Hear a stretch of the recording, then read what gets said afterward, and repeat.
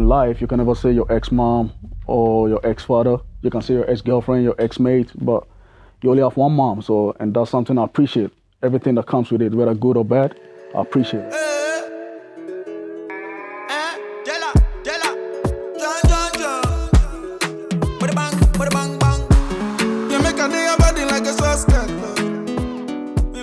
Hello everyone and welcome. Today we have the honor of asking Afrobeat artist Jhehlah a few questions, and I think we can jump right into it. How are you doing today? I'm doing great, thank you. I really appreciate for you guys having me here today, and let's get into it. Who is Jhehlah? How would you describe yourself? Well, Jhehlah is actually just being Jhehlah, being myself. A person that got so much to give, so much love to give. Also a person that doesn't mind pouring his heart out and saying what's really on his heart. Right, yeah. And what is your zodiac sign? Well, my zodiac sign, I don't really always go along with zodiac signs because I'm really a person that really face reality. But as a 24th born, October 24th, I'll say I'm a Scorpio. I see. Well, from what I've heard about Scorpios, Yeah. they're quite loyal, True. dangerous, and powerful. No, I'm a lovable person. You're I'm not not dangerous. dangerous? Nah, I'm a sweet person. Right. I'm a right. sweet person. So we've done a little research about you. Okay, I'm curious. And we're definitely not about that BS and lies. Yeah. Do you consider yourself to be a loner? A loner, like in which ways? I mean, like, you move alone in everything. You're always alone in everything. You don't go out, no friends. You just go to work, come back home. Well, if you love what you have all what you need. And I just feel blessed having people around me that really loves me. You know, my family, my daughters, you know, my colleagues, everything. All the people that show love to me. So having all these people around me, that means I really have what I need, and that makes me happy. And because of that, I don't really feel lonely. I move alone, but I have people around me that makes me happy, and that's what I need. Yeah, absolutely. That's beautiful. We did do some more research and found out that you've actually been behind bars for a few years. Could you describe how that experience was for you? Well, it's a blessing and a curse at the same time. And it's not a blessing to be behind bars, let me just put it that way. Of course, Yeah, but the blessing part is like, it's a great experience. And I thank God for it, you know. If I would have been outside, I wouldn't know what might happen to me. I think God really brought me there just to hide me and just to focus on my inner self and just to really isolate myself from the outside world and really think what's really good for me and prepare me for something great. So I really thank God for that. And it's just being behind bars is just like, it's not fun, you know what I mean? Yeah. It really makes you really think deep about decisions that you make. You know, I met a lot of dudes there that will not ever have the opportunity to come outside again, you know? And also it makes you appreciate every little thing that you have outside before you went inside, you know? The little things like just like taking a walk, even taking a walk, you know, spending time with your loved ones. When you're locked up, you really realize how important just even checking up on someone is, you know, because there you have nobody. Mm-hmm. You're just in your room and it's you talking to the walls. So it's like, it really makes you really appreciate a lot in life. And that's what I learned when I was there. It's not that I didn't appreciate anything that I have in life, but it's like the simple things, just like taking a walk. You just even miss that because you don't have the opportunity to go there, like to do that. You know, so for me, it's a blessing. It's a big lesson. And I thank God for it. I think that's a very beautiful perspective to it, definitely. And I believe that throughout your life, you've also dealt with prejudice and judgment. Would you say that in prison, you had a lot of haters? Well, the funny part is like, when you're locked up and being hated on, it's one of the most funniest shit because it's like, in prison, it's where I experienced most of hatred. You know, it's like we bunch of dudes locked up in a building, have nowhere to go. Exactly. But people would just be hating just for a haircut or wearing a nice clothes. And I'm like, I can wear nice clothes. I'm flexing just in jail. I'm not going outside. So why the hating, you know? Yeah, that's true. But anyways, like, I don't blame them because not everybody is blessed to have what we have, you know, like what other people have, Other people have family that will check up on them, call them and ask how you doing, And people in there, they don't have no family. Most of them have no family. They have nobody to check up on. So it's like everything, every positive thing, because they don't have it, it transforms to hate. Yeah. And it's not really like they really mad at you, but they really mad at what they don't have or what they're really missing in their life. Yeah, I hear you. Moving on to our next question. How do you deal with your emotions? To be honestly, emotions get the best out of me. When I'm emotional, it really allows me to isolate myself from a lot of things.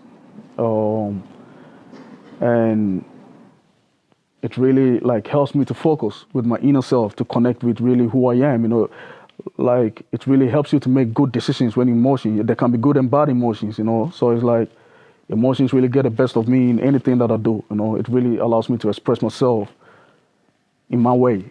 Yeah. I hear you. And do you let yourself be vulnerable?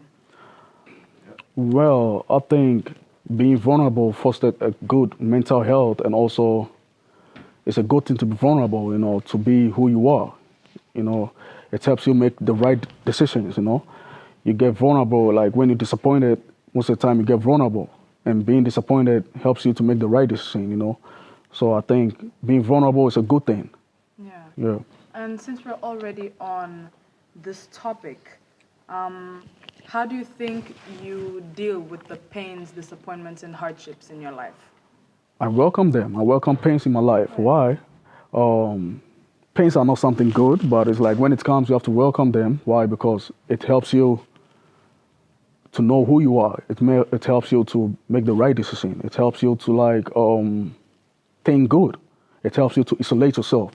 And never forget, any disappointment is a progression to your elevation as well. So the more disappointment you get, don't see it as a loss, see it as a lesson.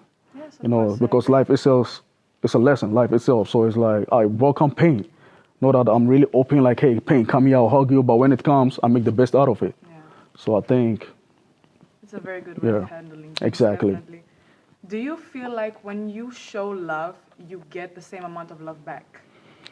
Well, there's nobody on this earth getting an award for being a good person. You get used being a good person, But one thing is you never have to change who you are because of disappointment or because people didn't show you the exact love that you show them, Because at the end of the day, you do it for your mental health, not for anybody. You do it for yourself.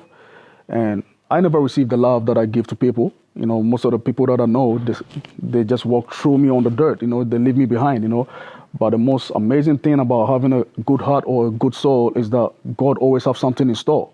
If you learn how to fight your battles, God is not going to help you fight any battles. But when you leave all the battles to Him, I think He's going to make something good out of all the disappointment, So I'm good with that. Moving on to a more personal subject, do you see yourself as a religious person? In which way, if I may ask? I mean, are you a believer? Do you follow any religion, Islam, Christianity, Buddhism? Well, I'm a Christian. I was born as a Christian and forever be a Christian. But religion is talking about religion is something personal between a man and God. It's something personal between you and God. Everybody have their own way of worshiping God. Most of the people think only going to church makes you a believer, or going to the mosque makes you a believer, but it comes with a lot of things. Sometimes we human beings, we don't realize even how we think about people, how we talk about people, that is all sin. It's like, I cannot sit here and judge people. If you look at my body, I'm filled with all tattoos, and that's something that's not allowed even in the Bible. Yes. So who am I to judge someone? That's why I say believing is just something personal between me and God, So I try my best to do what is good and leave the rest to God. Yeah, for sure. It's more about the relationship. The relationship, you have with God. Exactly. And on that, do you pray daily? Yeah, to be honest with you, everything that I do, I put God first in everything that I do. When I wake up, I thank Him for taking care of me throughout the night, because most of the people that they don't wake up in the morning, they die in their sleep. So for me, God is number one in everything that I do. When I'm driving, everything, even coming here, sitting right here next to you, I'm even praying I'm always being a positive person. So it's like the right mind corrects the wrong behavior. So I've always been praying, like for blessings and for positive vibes. So I'm always in the flow. That's perfect. Yeah. Thank you for sharing that with us. Thank you. Moving on to our next question. How is it like being a Nigerian? Well, how is it like being a Nigerian? Well, I'll say I'll not actually use like the Nigerian part, but it's just a blessing being an African. You know, being an African is just a blessing. You know, most of the people see it as a curse because of our leaders, political leaders, but I see it's a blessing because we've overcome so much as Africans, and no matter the pains that we're going through, we still smile through the pains. Yeah. We're still strong, you know, and coming all the way from Africa to a foreign country, you deal with a lot of racials, everything, and we still smile through that. So I think it's just a blessing and a great strength to be an African, and I appreciate it, being an African, yeah. Word. Yeah. On that, how was it growing up? How was your childhood growing up in Africa? Like how, actually? Do you think it was a good experience looking back at your childhood? Because obviously after moving here, it's a completely different, it's a culture shock, you know? True. Well, looking back in my childhood, I think everything that happened to me or been through from my childhood till today, I think it's a blessing. I take that as a blessing because I love disappointments. It helps you, it deals with a lot. But as a child that didn't grow up with my mom or dad, I never know my dad, and I knew my mom, but I was like 1 year old when my mom traveled to Europe. So it's like I went through a lot of challenges as a child. You know, I was never really stable at one place. I'm always moving. I'm always on the go, always in the transit. You know, so it came to a lot of characters. It builds a lot of characters in me, but I appreciate it actually. Like. It was generally good, like yeah, the character development. Exactly. And everything. It was good. It was not good. It was it was bad, but it's good that it happened. You because know. now you're the person that exactly. you are today. Exactly. Absolutely. Yeah. And on that, how was your education back in? What level of education did you get to? Well, in Africa, I didn't really have a strong educational background, purely based on, like I said, I was always on the move. My mom was in Europe, and every month my mom sent money to my caretakers to take care of me, but the money was never spent on me. Probably they needed it more than me, than spending it on me. So, like, I was like 2 months here. After 2 months, I have to go 3 months there. You know, I was always on the transit because when being in Africa, when we are not being raised with your parents and someone taking care of you, it really comes with a lot of challenges because Africa, not everybody is really rich or everybody have the financial stable to really live life, you know. So most of the time when my mom sent money, my caretakers use it for their own kids and everything. So I was really not really having that Davido local life, you know, like a rich kid or something. I was just living as an African child, you know, trying to survive, you know. So yeah, I was always on the move. When something happened, I have to go. Yeah. I see. I mean, considering your background, not growing up with your parents, well, we already know you didn't get to meet your father, but how's your relationship with your mother? Well, like, I never got a chance, or let me say, not chance actually, but I was not raised by my mom or dad. So it was really kind of challenging for me. And my mom came to Europe when I was like at the age of 1 year. And I saw my mom again when I was like 14 years. So it's like you have a whole 13 years between. Yeah, she missed a lot. Exactly. And I don't also know my dad. So it's like, it was really challenging for me and my mom living together because we actually don't know each other, you know. Yeah. But for now, we're really close friends because in life, you can never say your ex-mom or your ex-father. You can say your ex-girlfriend, your ex-mate, but you only have one mom. So, and that's something I appreciate. Everything that comes with it, whether good or bad, I appreciate it. And I'm forgiving myself, forgiving her. And we're just good now, in a good flow. Yeah. That's good. That's really important. Yeah. Moving on. Do you know where your father was during the time that he was missing in your life? Well, I had no idea, actually, where my dad was. Sometimes it really kind of make me a little bit emotional because the man that I thought was my dad was actually not my dad. I had a I was blessed to know who my real dad was when I was at the age of 24. And that's when my mom couldn't kept it to herself anymore. That's when she just invited me one day to her house, asked her friends to help her apologize to me because she had been keeping some secret from me for really years. And that's when she told me that, hey, the man that you think is your dad is not your real dad, you know, and this is your real dad, and you know. So it's like, but I was happy and also disappointed at the same time, but it was a blessing because I'm like, okay, so finally I can really know who my real dad is, you know. And the funny part is, like, after a year, I got the contact of my dad, you know. So I called my dad on the phone, and just surprisingly, he was just waiting for me his whole life. You know, I called him, he picked the phone. I said, Dad, and he's like, he mentioned my name. And like, we both started sharing tears. It's like, it's crazy. We both just started sharing tears. He was like, I miss you. I've been looking for you in my whole life. I don't know where you are. And, you know, it's like, it was just tears of joy. Yeah. And the sad part is, like, 2 weeks later, I booked a ticket to Nigeria. Mm-hmm. And before I catch that plane, I got a call that he died of heart attack. No. Yeah, so I also didn't get a chance to even hug him. But every disappointment is an elevation. It's a progress to elevation. So it's hurtful. It hurts. I'm not going to lie. It's painful, but I appreciate every moment of it. You know, it's like God's plan. Let it be. Yeah. Yeah. Well, we've already touched on your relationship with your mother, your relationship with your father. Do you have any siblings? Of course. Understanding from my mom's part, I'm the firstborn between her and my dad. Mm-hmm. And when they both went their own ways, my dad had a couple of kids of his own, my mom also. So I'm like their big brother, and they all, like, look up to me.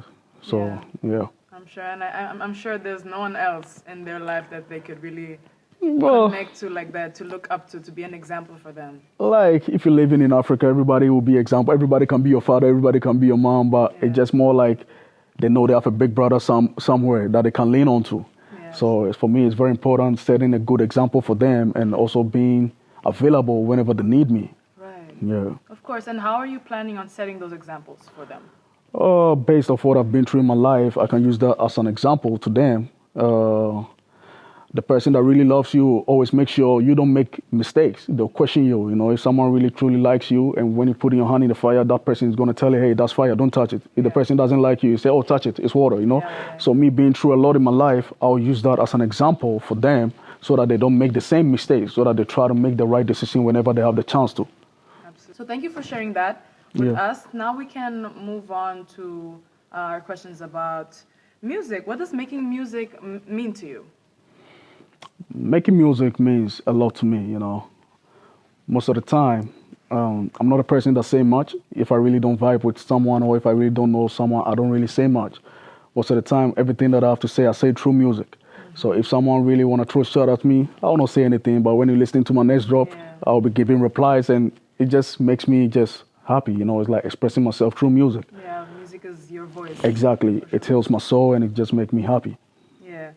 And in the music industry, do you look up to any other artists? Do you have any role models? Well, I would not say I have role models, but I have favorite artists, you know. I'm my own role model. Let me just put it that way. It sounds a little bit arrogant, but it's like I look to myself as an example, you know. But I have favorite artists. And funny enough, as an Afrobeat artist, my favorite artists are not even Afrobeat artists. They are rappers, you know. Yeah, and when it comes to the Afrobeat scene, who's your favorite artist between Wizkid, Davido, and Burna Boy? Honestly, sadly enough, they are the only Afrobeat artists that the world really like know or in the mainstream, you know. Yeah. But it will really surprise you how good and great artists that are in Africa, that nobody know them, that make great, massive music, you know. And I'm a fan of every artist upcoming, already exists or about to make music. Like, they're all my favorite because, like, Africa is just full of talent and they make great music. It's not only about the ones that are the mainstream, you know. Yeah. Every African artist, every African kid from every corner that make great music, they are my favorite artists. What or who inspire you to make music? Well, music have always been my final destination since childhood. But there's one person in my life that really inspired me to make music. That's my elderly brother. You know, Young Alpha, also known as Young Alpha. I call